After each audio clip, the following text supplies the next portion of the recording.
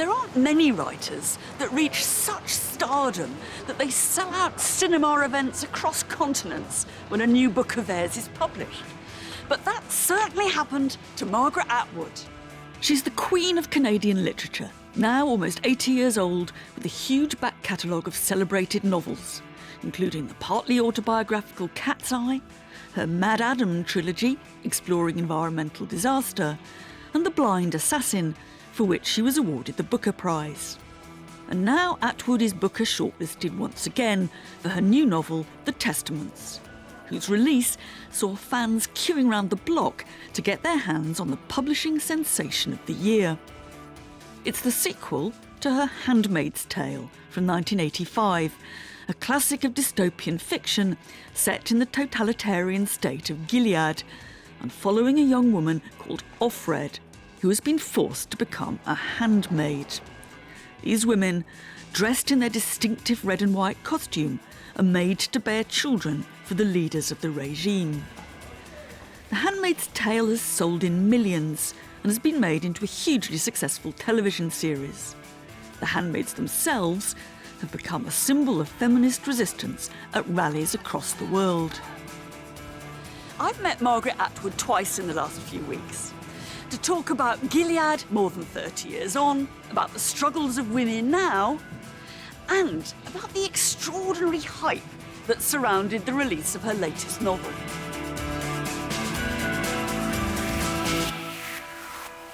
Right, Margaret, we're right in mid-hype now. I mean, you can't walk round London today without spotting a handmaid.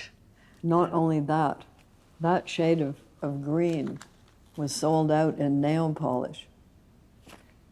That tells you something, Mary. I can only dream of such things, Margaret. I mean, there's something kind of, for me, quite slightly funny about all this. You're looking at me quizzically. Excess is always. Hilarious. Well, but of course we've been through a certain amount of that part of things with The Handmaid's Tale. So partly, this is nothing new. You're completely used to this. No, not completely. There's always a surprise around the corner. I was not expecting the sellout of the nail polish. I wondered if you expected the tone of some of the press reports you're getting. Because I've been avidly reading anything about you the last few days, and it struck me that there's a kind of imminent secular sainthood is about always to be feared, Mary. Yeah. You know what happens to icons. Well, iconoclasm. Yes. You see, I thought when I read one interview which said she is never rude. That's untrue. I thought, that cannot possibly be true. No, it's completely not true. There's not a living human being on the planet who's not sometimes rude. I try not to be rude first. Yes. Yes, but if rudeness occurs, aimed in my direction, I'm quite prepared to be rude back. And more rude. And more rude. Well, I feel more effectively rude, but that's just hubris.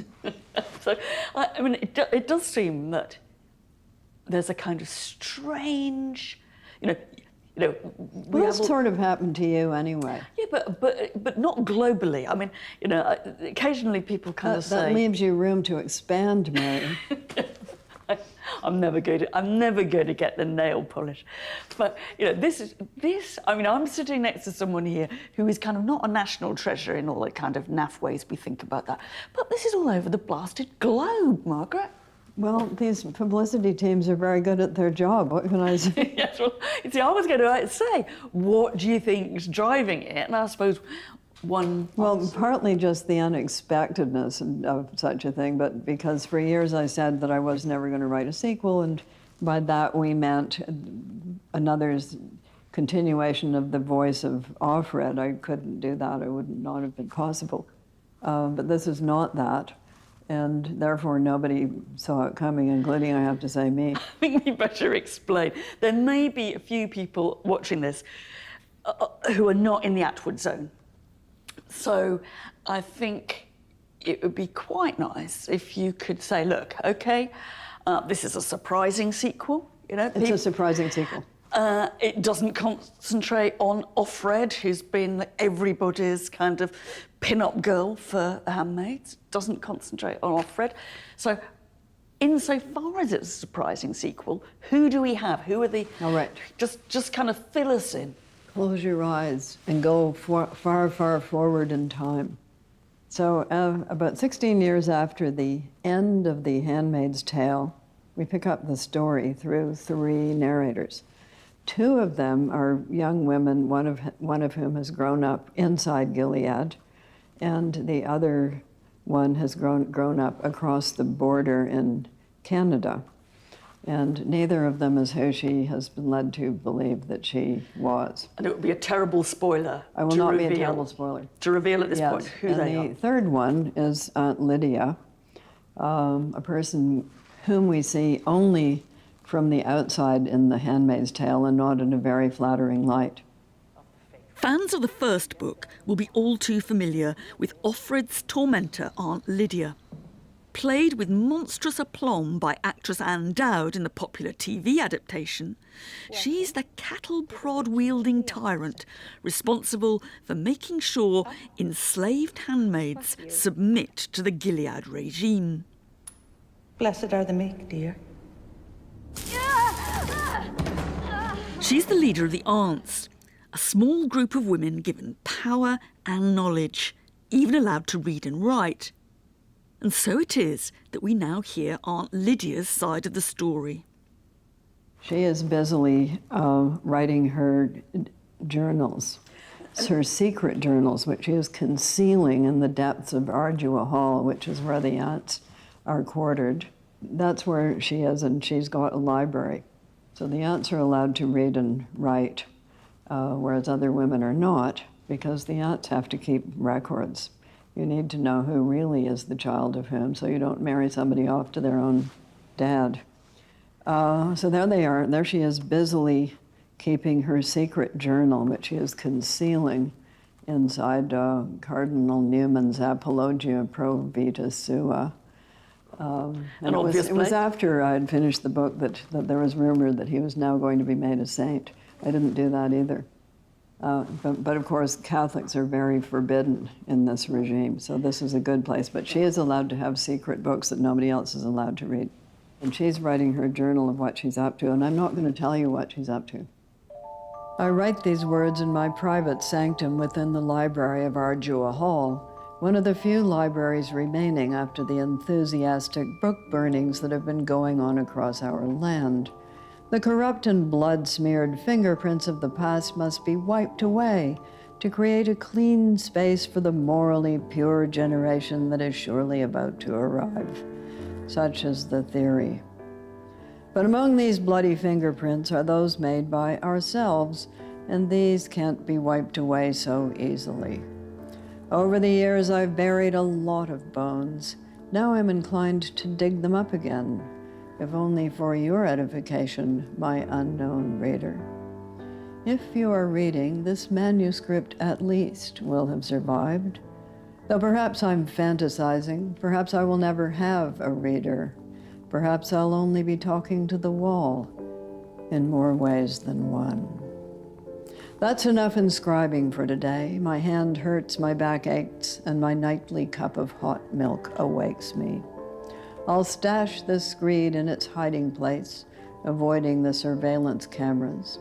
I know where they are, having placed them myself. Despite such precautions, I'm aware of the risk I'm running. Writing can be dangerous. What betrayals and then what denunciations might lie in store for me?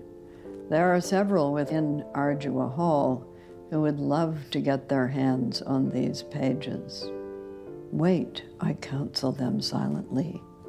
It will get worse. I think there are kind of interesting reasons for concentrating on Aunt Lydia. I mean, Absolutely. Aunt Lydia was sort of big as a sort of background presence in The Handmaid's Tale. Yes. But here we are looking at someone whose inner conflicts we see. That, you know, she turns out not to be just Exactly who we thought. So I'm just now reading a history of Thomas Cromwell, the history of Thomas Cromwell. By that Diarmaid just came MacCulloch. out. Yes, very good. Yeah. So she is the Thomas Cromwell of her day, or you might say she is the J. Edgar Hoover of her day. So she's got the dirt on everybody, as Cromwell busily collected, and so did he. So the aunts collect secrets. But the aunts turn out to be not the kind of faceless apparatchiks of the regime, or even faceless founders of the regime. They're faithful apparatchiks of the regime. Yeah, which is, which I read it and I thought there's something going on here about which was incipient in The Handmaid's Tale, but didn't really flower, because what you're trying, it seemed to me, how I read you, what you're trying to do was to say, look, totalitarian regimes like Gilead are made up of people who are conflicted with different loyalties, and we don't in the end know which way they're going to jump.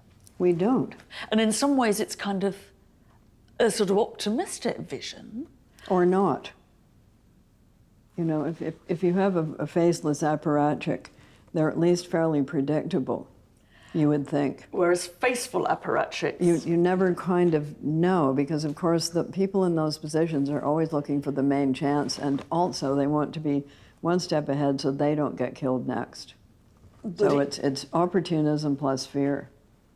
But in the end, opportunism plus fear will lead ultimately to the implosion of the regime. Well, that is because we are such freaking optimists, Mary. Sometimes it takes a while. It is my belief that it does ultimately happen, and if that doesn't happen, generational succession happens, in which the second generation are generally managerial, and the third one, they all go off and be poets or something, and that's the end of it. And in a way, that's happening in Gilead.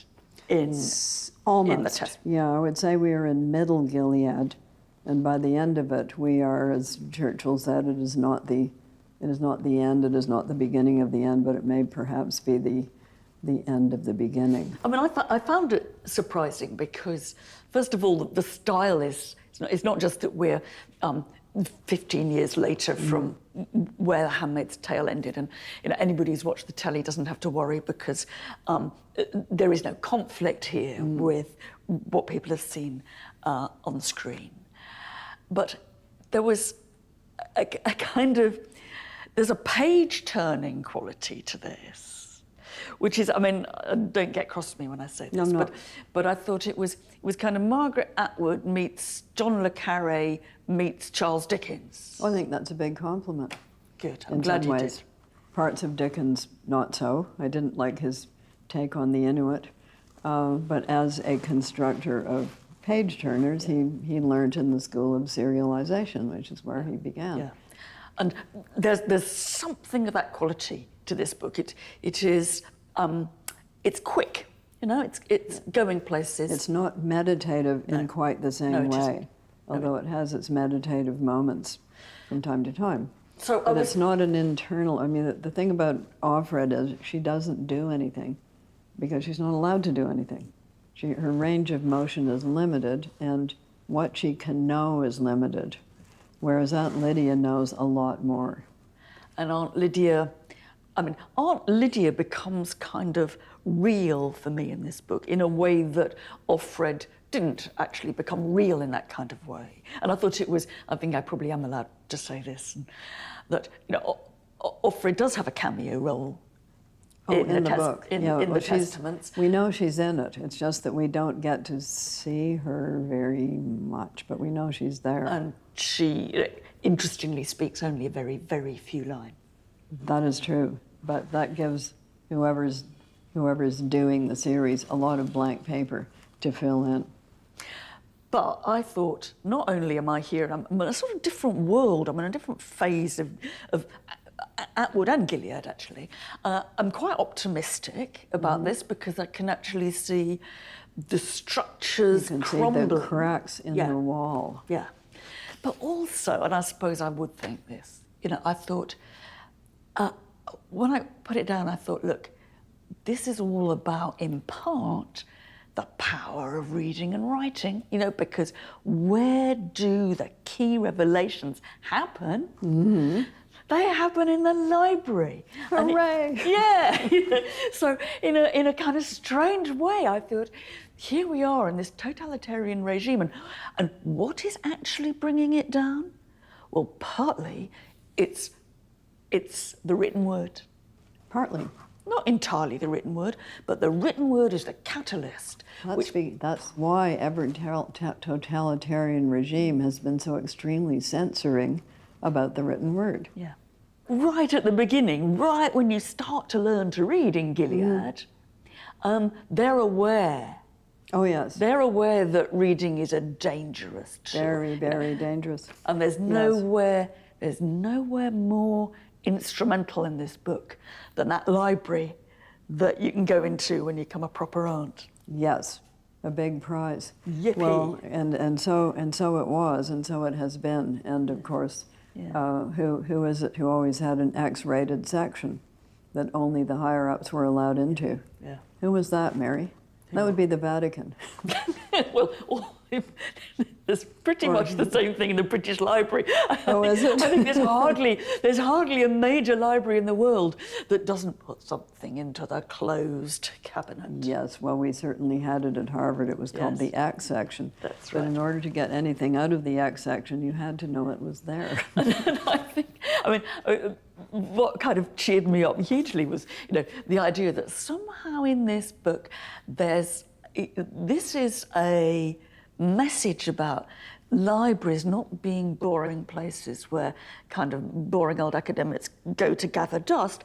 Libraries change the world. Well, that's an interesting sermon to have extracted, but as I've always said, every reader brings his or her or his or their own concerns to every book. Yeah, So every reading... that's mine. Well, that's pretty good for you. But there's one element that is a brilliant rhyme in this, and that's what happens at the end of each book. Oh. Because at the end of each book, you have the 22nd century AD conference by a load of appalling academics. I don't think they're that appalling. I think they're just kind of academics. Well, I saw myself there and I Oh, thought, did you? oh no. Professor Marianne Crescent Moon speaking at the 13th Symposium of Gileadian Studies. What a pleasure to welcome you all here to the 13th Symposium on Gileadian Studies. How our organization has grown, and with such good reason. We must continue to remind ourselves of the wrong turnings taken in the past, so we do not repeat them. A little housekeeping. For those who would like some Penobscot River fishing, there are 2 excursions planned. Please remember your sunscreen and insect repellent. Details of these expeditions and of the Gilead period town architectural tour are in your symposium files. We have added a recreational Gilead period hymn sing at the Church of St. Jude in company with 3 of the town's school choirs. Tomorrow is period costume reenactment day for those who have come equipped. I do ask you not to get carried away, as happened at the 10th Symposium. These 2 endings made me feel deeply put on the spot because you kind of use them to tie up some loose ends. Okay, but what becomes of events once they're in the past? They become books, they become theme parks, they become battle reenactments. I went to the reenactment of the Battle of Ledbury in July between Cavaliers and Roundheads. I've done Preston Pans. Yes, Amazing. there are. Yes, all dressed up, cannons, very slow musket fire. So they become that, or they become conferences. And I mean, I thought here you've got, sort of 2 transcripts from these Witnesses Gileadic yeah. studies conferences in the future, and they are, they are partly kind of explaining what you've just been reading, that this is a testament where it was found, and whatever. Whether it's authentic, Yeah. whether it's a forgery, Yeah. And So since we remember the Hitler diaries, you always have to validate any possibly suspicious manuscript find. yeah, there's a lovely joke at the end that everything we know about Gilead might actually be a forgery. But he decides it's not. But Malcolm Bradbury and David Lodge couldn't have done a better parody of the academic conference than what you do here. So, I don't think it's a parody. I think it's just kind of accurate reporting. All parodies are just hyper-accurate reporting, aren't they? But, I thought that here, and this is where me, as speaking as a kind of historian, was on the spot. This is the kind of the banalization. This is making the past safe, the subject of people's careers. Gilead was a totalitarian, vicious regime, and we historians are living off it, and people who do Gilead theme parks are living off it. So the past then becomes something whose nastiness we slightly white out. Well, not always. Sometimes I think that the nastiness is very accurately reported on. But he is more concerned with authenticity and validation. In your conference summaries, here's the professor from the University of Cambridge. I thought, oh, blimey. As me. I say those things every day of the week to students. You'll be careful of, judging Nero's excesses too harshly, because we have to. And I think this, in some ways, what these novels are doing is telling me to wake up. Now, please welcome a speaker familiar to us all, both from his written publications and from his recent fascinating television series, Inside Gilead, Daily Life in a Puritan Theocracy. His presentation of objects from museum collections around the world, especially the handcrafted textile items, has been truly spellbinding. I give you Professor Peixoto. There's also a sense, isn't there? I don't mean to put words in your mouth, but Yes, I think you do. that, Come on, go for it. go for it. I it's inevitably true that the most critical reviewer of a work is the person who wrote it. The person who wrote a book knows what its faults, whether they're... We know where the thin ice is. Yes. Now, if I And were... we hope other people don't notice. That's right. It's better on the And I'm not going to tell you, because I hope that people don't notice. You see, it's the same but different in non-fiction. Yes. I know when I'm writing non-fiction where there is... You could have used a bit more support Yes. from the documents. Yes. You're guessing a bit, Yes. but you hope people won't notice. Now, you don't have that because you're in control. You write the documents, Yeah. But On the other hand, there were moments between the first draft and the final draft in which some of my editorial commenters said, "You can't do that. You're not going to get away with that." do you take notice of it? Oh, yes. I always listen. I don't always obey, but I certainly always listen. No.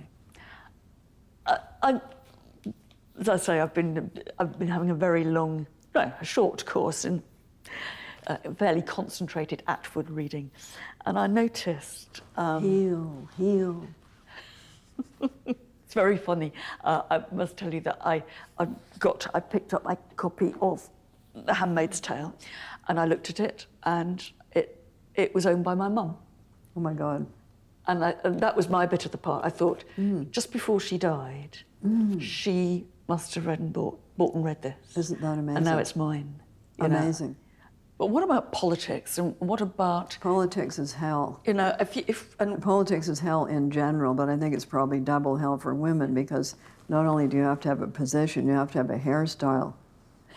you know, look at what happened to Hillary Clinton. Look at what happened. I wondered what you thought about the glass ceiling metaphor, because I mean, if we just go back to the Clinton campaign and also to what you hear. Well, there's in an interesting thing about the glass ceiling. You can see through it. And having just been in Italy and looking at ceilings where the thing was to be looking up like this, and you saw the undersides of people. So you saw a lot of undersides of horses, and you saw a lot of bums from the underneath, and you saw a lot of, actually things that you wouldn't normally wish to spend your time looking at.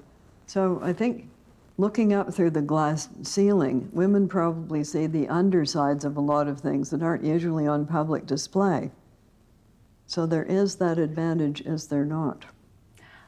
That is an advantage, and I think when one sees the underbelly or underskirt. Well, So that's the Aunt Lydia position. She gets to look through the glass ceiling and see all the sort of things that other people think are concealed from view. And then she can... Uses that. Yes. Yes, in a manipulative kind of way, but we're no longer in United States politics, we're not exactly in the Renaissance anymore. So you don't necessarily have a position at court as a woman that allows you to manipulate people in the same way. But somebody like, for instance, Elizabeth Warren, you know she's very smart. You know that will probably be held against her. Yeah. I mean, I think it's, in terms of thinking what you'd say to the younger generation, which is, I suppose, for us, most women, right, are younger than us. Well, what I do say to them when I'm there and they say, whatever can we do? And I say, well, next time vote. And the reason that the needle is moving somewhat on the climate crisis, which is the big issue of our time, it is moving politically because the young people are making a fuss and soon they will be able to vote. So even young Republicans are saying we need to acknowledge this, because otherwise we'll lose all of those young people who will know we've been lying to them. I want to come back to you, though, and me. I want to say you. It's me. Yes. I don't know whether I'm talking about Atwood the author or Atwood the person. I did quite a good job of avoiding that subject. You're very good at avoiding it, I have to say. Well, I did have somebody making a documentary once in which he wanted all my books to be the result of some dreadful psychological conflict that I had, and I kept saying, they weren't? I said, they're about the world, the things are out there. There's actually other people out there. No, they're not, it's all about you. Well, it's not all about me. You're going to get back home and you're going to look at all this. What are your impressions of Britain? You come here quite a lot. I do, yes. Yes, I only see its good sides. And what are they? They're very affable, very humorous. And as the further north you go, the more scathing things become. As you probably know that. Yes, and once you're over the border into Scotland, you're in the land of the Scalds. So yes, take the piss out, satire times 10. Yeah, so all of that. And the downsides? The downside I rarely get to see for a lot of reasons. Number one, I don't have a discernible class accent. So nobody can tell what class I am. I'm just a colonial. So it's sort of like being a non-Japanese person in Japan. You're just forgiven a lot because you're assumed to be ignorant. And from this perspective as the kind of semi-foreign observer of this country, are you optimistic for it? I'm an optimist. That's different. That is different, Okay. Margaret. I think that Britain muddles through. You've heard that phrase. I'm hopeful that Britain will somehow muddle through in some way, because of course we have a lot of goodwill towards it. But right now you can't quite see. Nobody can. So I ask people here what's going to happen, and they simply throw up their hands. They don't know. And whichever way it goes, there are going to be downsides to it. I'm of the opinion that it will probably be worse. It will no doubt be worse if there's a no-deal Brexit, because I think a lot of people's jobs, livelihoods, medicines, and all the rest will be affected. And I also think that the first referendum was won on the back of a bunch of pretty big lies. So it's a good time for us all to be reading Handmaid's Tale I don't and think the Testament. Britain will go in that particular direction anytime soon, because you had your religious civil war at the time of Cromwell. And I don't think you're going to do a religious civil war again soon. But you may have some kind of class civil war. You may have Cavaliers versus Roundheads again. And what I would really like to know is what's in it for them. By which I mean, what is in it for the big money backers who are backing Brexit? What sort of profit do they hope to make? Because they must hope to make some, and from what? And I would say follow the dollar. And I would also say, if you put the ants in charge of the picnic, they will always rearrange the picnic in favor of the ants. So if the ants are in charge of the picnic, lots more cheese sandwiches and no people. So if you put the Brexiteers in charge of the country, how are they going to rearrange it to the benefit of them? That's the question I'd like to have answered. And since it's an economic question, Mary, and I know you're up to it, that's what I want you to write next. In the past few years, The Handmaid's Tale has become embroiled in real-life politics in a way that Atwood could never have expected. The TV drama adaptation was launched just months after the inauguration of President Trump. And the handmaid's costume was quickly adopted by women's rights protesters across the US and indeed the world. I want to talk to Margaret about feminism, Me Too, and the extraordinary afterlife of her red-caped handmaids. The handmaids of The Handmaid's Tale have got taken up into a sort of feminist I think that's symbol. actually brilliant, because they turn up in locations where you see all these men in dark suits. They look exactly out of the TV show, signing legislation having to do with women, and there isn't a woman in sight. So they can go in and sit there. They can't be thrown out because they're not creating a disturbance.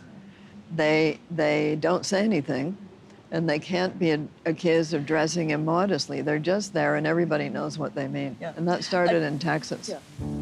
But not all of the attention Atwood has received has been so welcome. In the aftermath of Me Too, she faced an online backlash after she publicly advocated that a man facing allegations of sexual harassment should be given the rights of due process. You wrote a very, I thought, powerful article about being what you called a bad feminist.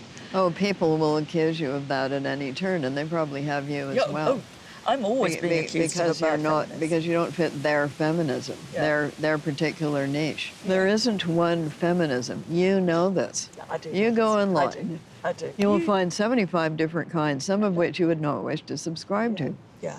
So not for me, the part where you kill all male babies except 10% for breeding purposes. Not my kind of feminism. Yeah. And this is what happens to things when they become successful. They develop sort of factions and camps, and it certainly happened to Christianity, and it also happened to Marxism, and it happens to even liberal democracy. You're absolutely right that it's a much more complicated phenomenon than this. But I think both inside and outside, different versions of the women's Okay, I'll tell you the kinds I like. Okay, yes. Okay, so I'm in favor of this thing called Equality Now. Do you know what it does? It works very hard to get laws changed, okay, especially in countries where the laws are very punitive towards women. And I think although those structural changes don't change everything, you have to have them before other things change. Okay, so votes for women, property rights for women, it's not going to solve everything, but it's a foundation. Higher education for women. Not going to solve everything, but at least it's not just another barrier remaining in place. So I'm in favor of them. I'm in favor of this other thing called After Me Too, which I support. And that is also a structural change organization. I'm with Ursula K. Le Guin, who says anger can be motivating, but if that's all you've got, if that's all you do is sit around and be angry, it becomes corrosive, it turns in on itself, and it just festers. And having outrage as your only political voice I think it gets very tiring. is very tiring. And people get tired of it And it too just- soon, but yeah, they do. Yeah. And it seems to me like it's very hard to know, I think, even now, what's going to happen about the cases that have come out of Me Too. But, I mean, I kind of think that the real priority sometimes gets lost. And the real priority is to make sure this doesn't happen Well, again. structural changes. And that needs, what are you going to do in a film industry if that's the what power is all male? Yeah, so it's not all male anymore. That has already changed. Yeah. And I think a lot of stuff that was taken for granted is already not being done anymore because those people are too frightened of it. I would like to see people punished if they've committed the crimes of I which would like they've to been see charged. people punished if they've committed the crimes for which they've been charged. Yeah. And that's across the board. I would like to see that. But ultimately, I think I would trade that in Yes. if we could say we have changed the way the power structure works so that this won't happen again. I don't think that's on the smorgasbord, trading it in. I mean, you might get both. You might get that's right. neither. Yeah. Well, I So feel we it's might. not an either or. Yeah. I fear that neither is a more likely course. Oh, you're very, very pessimistic. And you're optimistic. I'm always optimistic because there's no point otherwise. You just sit there saying nothing's going to happen. I mean, then you don't do anything. I would call it realism, not pessimism. Yeah, I take that tack sometimes too. Yeah, Yeah, but it actually is pessimism. I mean, I think it's hard for people like us, in some level, not to be optimistic because of the changes that we've seen, in our lifetime. That is absolutely true, but it's not oars you can rest on, because these things can go backwards very, very quickly. And that is, in fact, what is happening in the United States today. Things are going backwards very quickly, and this idea that progress is always down the yellow brick road to the Emerald City of Oz, it's just untrue. Yeah. You see, that's the kind of optimism that I feel very suspicious about. Well, I don't have that kind of optimism. I have pessimistic optimism. Dystopias are about horrible things that might happen, and utopias are about wonderful societies we might achieve. Yeah. So if you don't have some belief in improving things, you do nothing, and then you get the dystopia. That's about how it goes. But if you try for utopia, you're likely to kill a lot of people.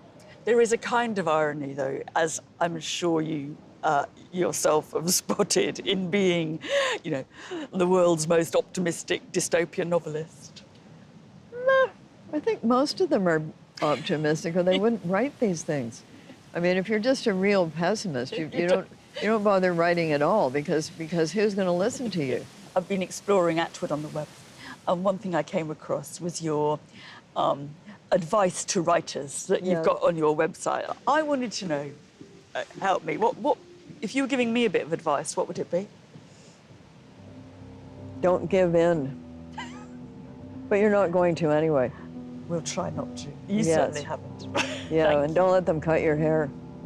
Not. When anybody says in the future, we want to cut your hair, I shall say, No. Margaret No. Atwood said never.